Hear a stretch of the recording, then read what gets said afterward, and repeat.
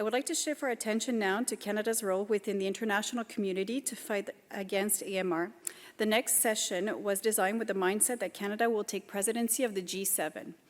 We will have a first presentation by Dr. Kanchana Amaratunga, Director of Stewardship and Medical Advisor for the AMR Task Force at the Public Health Agency of Canada, to set the stage in describing our nation's delivery on the Pan-Canadian AMR Action Plan published a year ago, followed by a panel discussion with the various stakeholders involved in this initiative. Dr. Peter Daley, who is an infectious disease physician and medical microbiologist, associate professor at the Medicine at Memorial University. He is also here today as a representative member of the Association of Medical Microbiology and Infectious Diseases of Canada.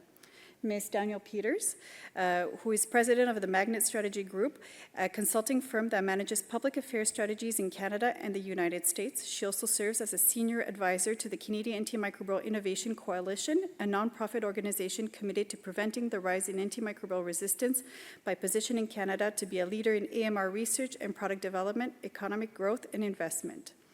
And Dr. Henry Skinner, the CEO of the AMR Action Fund. As a microbiologist, venture investor, and executive, Dr. Skinner has spent his career working to overcome the scientific and economic challenges associated with antimicrobial drug development. His cross-disciplinary expertise has been essential to shaping the AMR Action Fund's investment portfolio and policy priorities, with an emphasis on issues pertaining to research and development, innovative financing, and equitable access. Welcome, Dr. Amaratunga.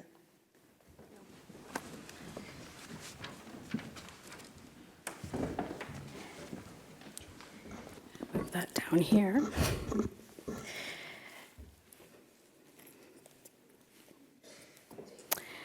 Good morning. As mentioned, my name is Kanchana Amaratunga. I'm currently the Director for Antimicrobial Stewardship, as well as the Medical Advisor for the AMR Task Force at the Public Health Agency of Canada. In my spare time, I'm also an infectious disease doc and dabble in clinical medicine at the Ottawa Hospital. It's my absolute pleasure to be here today presenting during the World AMR Awareness Week. Before I get started, you know, when I think about AMR and antimicrobial stewardship specifically, I think back to my training. And I think my first brush with AMR, and specifically antimicrobial stewardship, was in the ICU setting. As a junior resident, I remember doing stewardship rounds with the ICU team, with the ICU pharmacist and the ID doc, and we would go from room to room, patient to patient, discuss anybody that was on antimicrobials, why they're on the antimicrobial, the drug, the dose, the route, the duration. And I don't think I thought very much about it at the time. You know, as a junior resident, you're mostly sleep deprived, so it's not something you think about too much. But now, you know, standing in front of you today, I feel like I've come almost full circle. And it's my absolute pleasure to be speaking to a room primarily of intensivists, as well as industry leaders, academics, healthcare providers, as well as other healthcare professionals invested in the world of AMR. So my goal today is really to speak about the Pan-Canadian Action Plan developed by the federal government, and talk about some of the milestones that we reached, the highlights, as well as some of the domestic and international AMR priorities. Now bear with me, there's going to be some policy jargon, and I'm going to try to explain it as clearly as possible. I'm wearing my bureaucrat hat today, but to simply put it, this is the government's treatment plan for AMR going forward, if you want to envision it that way. So I don't think I need to spend too much time telling this crowd that antimicrobials are critically important to modern day medicine and that AMR possesses a significant threat to Canada and internationally.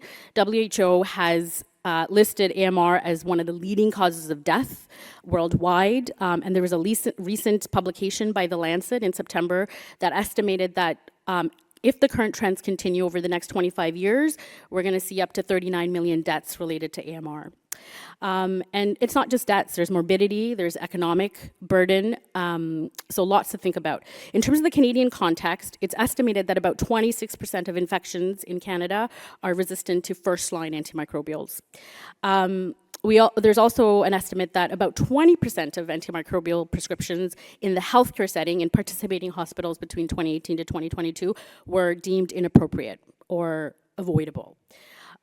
So with that, we're going to talk a little bit about the Pan-Canadian Action Plan, or the PCAP, as we affectionately call it. So it is a 5-year plan. It started actually back in 2018 to 2020. The policy work was in motion, but due to the COVID pandemic, it was put on hold. And then in 2021, the AMR task force was created at the Public Health Agency of Canada, and they were tasked with developing this action plan, which is a 5-year plan that is multi-jurisdictional. And what I mean by that is both federal, provincial, territorial, and cross-sectoral, so across sectors, human, animal, agriculture, industry, academia. And it's a collective plan to combat AMR. And it's shared commitment between federal, provincial, territorial ministers of health and agriculture. There's 10 shared party actions across 5 pillars. And those 5 major pillars are research and innovation. So when we talk about vaccines, therapeutics, diagnostics, surveillance, essentially what helps us keep a pulse on the ground of what's happening in terms of AMR, stewardship, which I currently lead for the human side, infection prevention control, and leadership or governance. And this is all underpinned by 4 guiding principles. So One Health being the focus. One Health meaning it's human, animal, and environment, and the interplay between all 3 of them. Equity, acknowledging that we have certain high-risk populations and vulnerable populations that need to be considered. Collaboration, which I'm going to talk a little bit about on why we're here today. And momentum, which really means leveraging already existing activities and moving them further as we move forward in this action plan.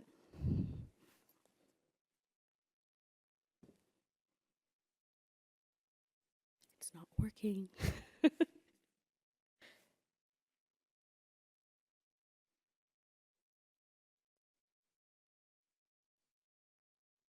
There we go. As I mentioned, so implementation the plan is over 5 years, and we're currently in year 2, which is the implementation phase. Year 1, so the PCAP was published in June of 2023, and at the time there was a mapping of the current activities that are already taking place and the roles and responsibilities within both the federal, provincial, and territorial jurisdictions. And now we're in year 2, and there was a progress year 1 report that was published recently, which I'm going to talk about in a little bit.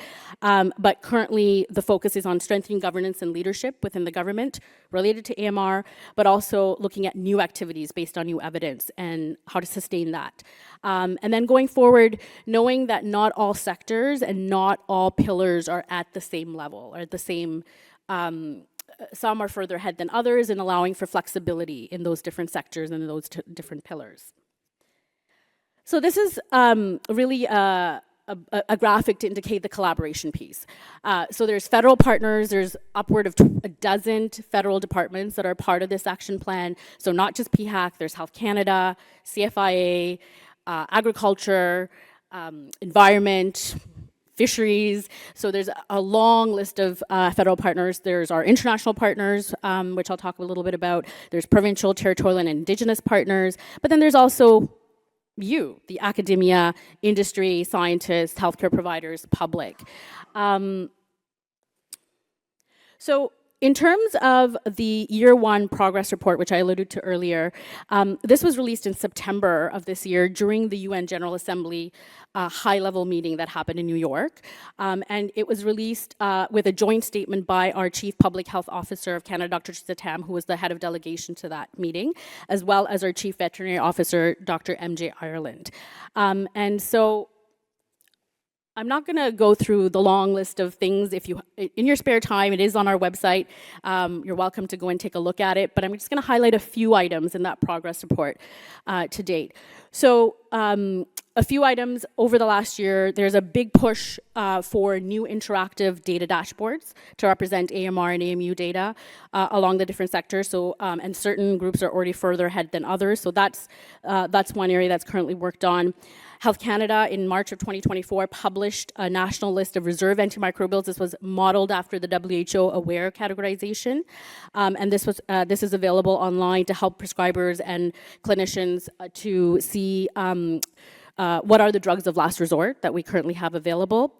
PHAC also announced funding and commitment to a 3-year program to develop and disseminate national antimicrobial prescribing guidance, which we currently don't have, and that's currently a collaboration with AMMI Canada and First Line, who's going to be the digital platform that's going to be disseminating this, mainly geared towards primary care physicians, and there's many more.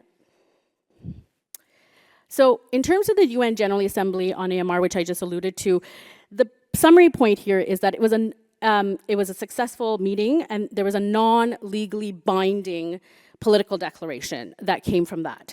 And really, it was a declaration across several themes and several topics that very much aligned with our National Action Plan, or the PCAP. So very broadly, finance and access, so sustainability, and having ability to fund mechanisms and investments in AMR action, governance and leadership and accountability, One Health, surveillance, infection prevention control, stewardship, and research, development, and innovation, which are all our major 5 pillars. The other piece is the targets and goals development. So many of you know that there are targets that are developed for other diseases such as TB, HIV. So there's a move towards developing similar targets for AMR globally and here in Canada, and there's several papers published on this. And so this is sort of the area that we're working on in terms of based on the data that we have or data that we need to collect to develop baselines so that we can develop targets so that we can be accountable both domestically and internationally. Next steps, so looking ahead, in terms of the 5 pillars, in terms of research innovation, there is currently an economic incentive pilot project that's underway, looking at bringing in, it's a pull incentive to bring in antimicrobials that are currently not available on the market in Canada, and several of my colleagues are working on that as we speak at PHAC, still very early stages. There's also a national One Health AMR research strategy, which I'm going to allude to in a little bit. In terms of surveillance, there is an environmental surveillance strategy that's being worked on, again, thinking of the One Health lens and the environment piece. And there's also a list of reserve AMR priority pathogens that's being currently updated to guide surveillance on which bugs that we need to really keep an eye on. In terms of stewardship, I already mentioned the Health Canada reserve list that's already published, but also these lists hopefully will support veterinary education as well, so not just human, because a lot of those drugs cross over. And then the distribution of the national guidelines that we're currently working on for human health. In terms of infection prevention and control, there's work towards biosecurity guidance and education for farmers and veterinarians, again, for antimicrobial use in their industry, and then risk assessment tools and IPC checklists. So just a little bit about the National One Health AMR research strategy, which I alluded to. We're currently in the second phase where we're doing a pan-Canadian survey, and it's mainly led by CIHR and other partners, and they're looking to collect ideas, actually, from many of you about One Health-focused AMR priorities projects and prioritization of those projects. So I welcome you to, if you can scan that QR code or go to the link that's up there. It takes about 25 minutes, and it will be open till December 13th to provide us your input about national One Health AMR research projects and priorities. With that, that's the end of my talk. I thank you. I look forward to speaking with many of you and learning over the next 2 days. Thank you.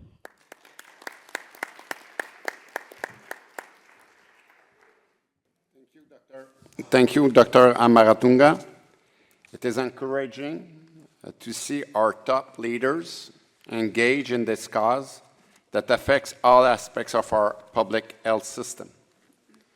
It is also a great setup for us to discuss with our panel. So my first question will be to Dr. Daley. Can you please provide us with the unique perspective of a physician practicing in Newfoundland? What do you see on the ground with respect to AMR impacting practice and change underway? And also, as you are the representative of AMMI, can you please comment on AMMI's takes to the AMR action plan? Yes, thank you very much. So I work with antibiotics every day, and nice to see that we have a national action plan. I guess the question in clinical practice, are we seeing reduction in antimicrobial resistance in Canada yet? And the answer is no. We're seeing a continued increase in antimicrobial resistance. And to the degree that antimicrobial resistance is driven by antimicrobial usage, we are also saw maybe a small decrease in usage during COVID, but are seeing the same increase back to baseline or even higher. So really in Canada, we haven't addressed this fully in the sense of reversing this ecological problem that we're facing. And we're on a kind of a hamster wheel that goes around since penicillin for Staph aureus, which is a new antibiotic, is defined. We find it saves lives, we use it too widely, we squander it, we waste it, and the germ becomes resistant, and then we run around looking for a new antimicrobial. And it's a constant process of trying to win in an ecological battle that we will not win. So it is a difficult topic to be talking about. I think we are focused a bit too much on hospital usage when most of our usage in the country is outpatient usage. And I think we failed to address two important issues in antimicrobial usage in Canada to date, which is appetite and access. So appetite continues, where a relatively well person can walk into a family practice with a viral infection and go out with a prescription for an antimicrobial, which doesn't actually treat a virus. Then that is inappropriate use, and that continues to happen. And secondly is access. We are making it easier and easier to get our hands on antimicrobials. Today I can call a telehealth provider and I can complain of a symptom and I can receive a prescription without a physical examination. I mean, this is increasing access to antibiotic use, which is inappropriate. So I think we're a long way from achieving our goals in terms of reduction in usage and resistance. I think about resistance a bit like climate change. We talk a lot about it, but we don't really want to change the behavior that leads to the problem, which is inappropriate usage. So not so much, I think, in hospitals and critical care, but more to do with the way we use it in outpatients and in long-term care facilities. AMMI Canada is part of developing a national guideline, and I'm part of a committee that will create this and will disseminate it in the First Line app, which will be accessible for free to all providers in the country, not only physicians, of course, but pharmacists, nurse practitioners, nurses, people who prescribe, that will try to steer people away from inappropriate usage. I think all these directions are important, infection prevention and research for new antibiotic definition. But until we address appetite and we address access, we're going to continue to struggle with this problem. I think we should consider making it very difficult to get an antibiotic for an inappropriate indication. And I think in Canada we have successfully regulated some types of medications such as narcotics. And so we could perhaps consider more regulation of antibiotic use in humans. Thank you. Thank you, Dr. Daley. Ms. Peters, as a senior advisor to the Canadian Antimicrobial Innovation Coalition, can you provide us with a view from the different industry partners, ranging from diagnostics, therapeutics, startups, and multinationals that CAIC represents? Thank you. So CAIC does represent a diverse group of technology innovators, and we believe that technology can be a solution to address antimicrobial resistance. It's not the only solution, but can be a key solution. And when we look to the Canadian landscape, we see that there is a slow adoption of some of these new technologies that can assist with the resolution of antimicrobial resistance.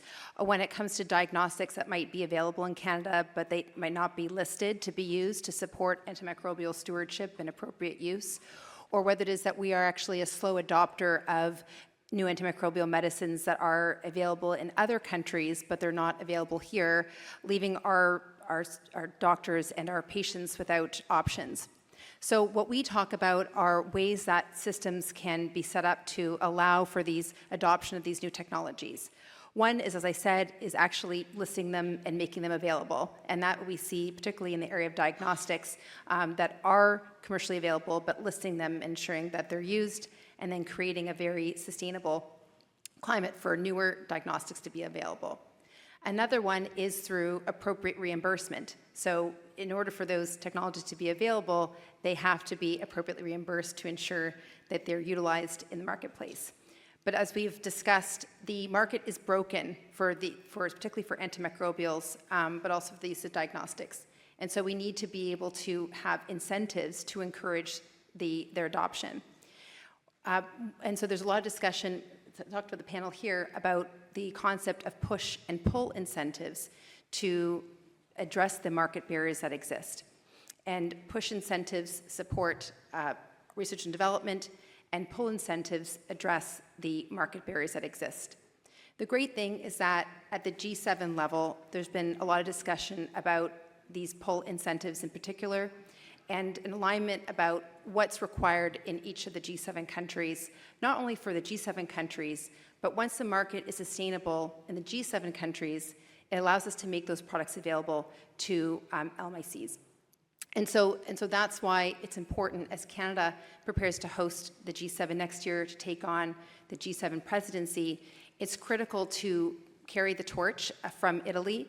We saw Italy making commitments with respect to both push incentives for R&D as well as pull incentives to reward innovation. And we need to see Canada making those similar commitments. Made reference to a pilot program, and we need to see the pilot program address innovation. So those are the opportunities that we see, and we hope to be part of that. Thank you, Mrs. Peters. Dr. Skinner, first of all, we're very pleased to welcome you to Toronto.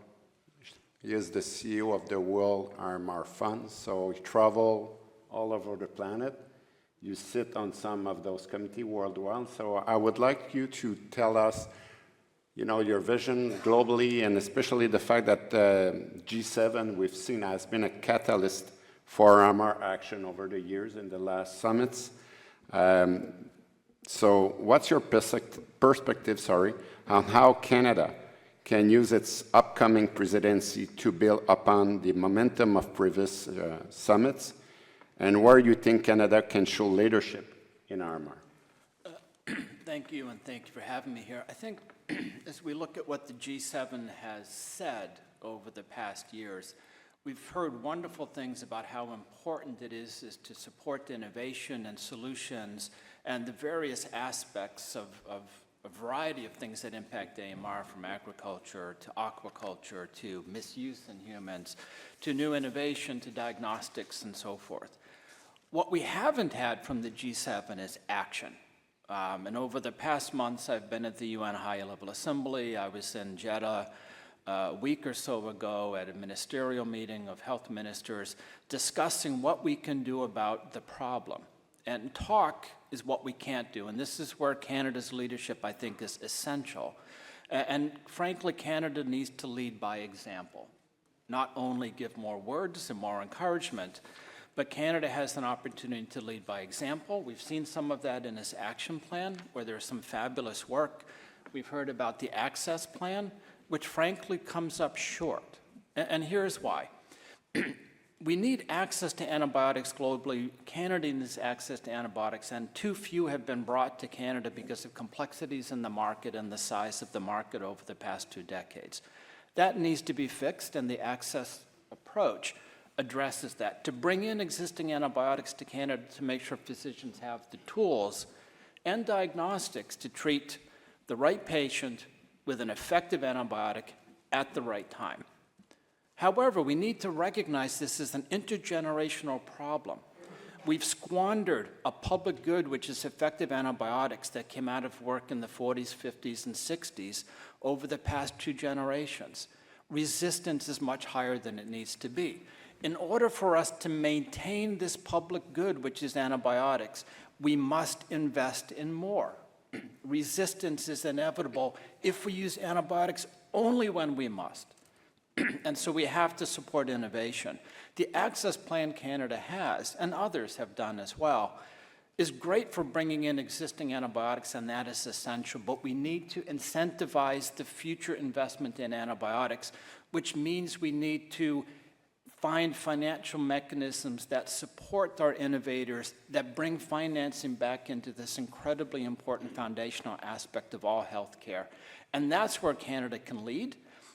It can do things where what the UK has done with a subscription model, what Italy has promised with some of the work they've done as heading of the G7, and Canada can do similarly, both by example, as well as driving a global sense of what we need to do together, because AMR is a global problem.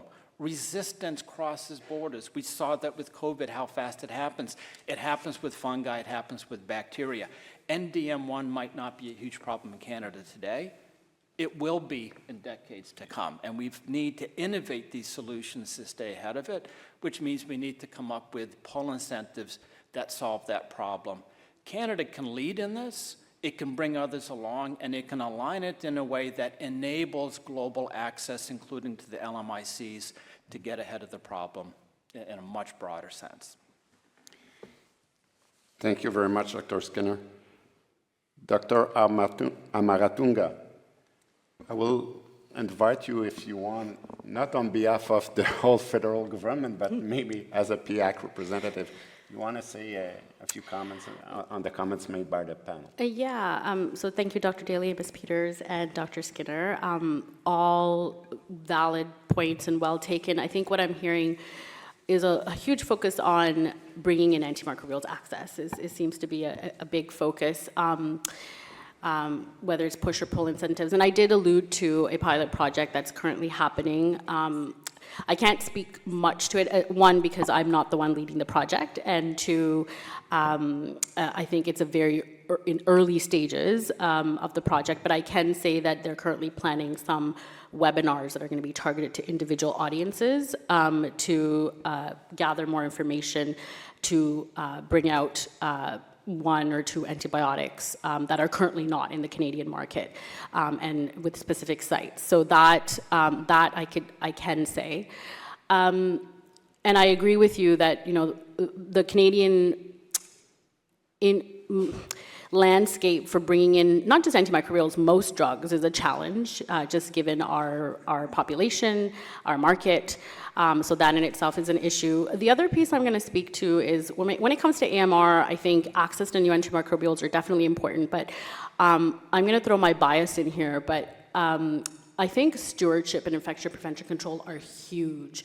It doesn't matter if we bring in new antimicrobials into this country. If we can't educate and increase awareness and talk about stewardship to preserve the antimicrobials that we already have, that I think that and infection prevention control are, to me, the biggest drivers. And infection prevention control has come a long way.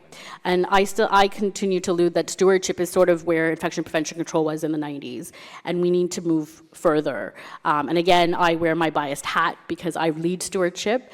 But I really do think that that's where I think we need to really focus on in terms of combating AMR. Because as we bring in these new antimicrobials, we need a way to as we know, resistance is natural, but we need to do our best to reduce that timeline of natural process. So,